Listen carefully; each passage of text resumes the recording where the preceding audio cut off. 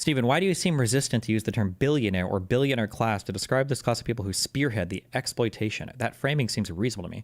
I don't like that framing because it seems to cast the billionaire class as an evil class that's like forcing people into horrible things. And so if that's your framing of it, if you view it that way, well, then the obvious solution is to just get rid of the billionaire class, and then all of these problems will kind of go away or take care of themselves.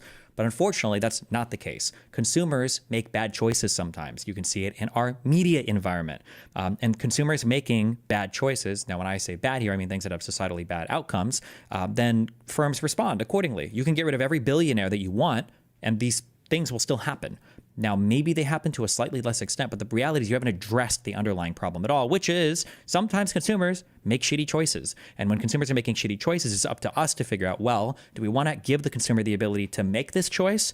Or should we just like find a way to legislate this out of even being chosen for?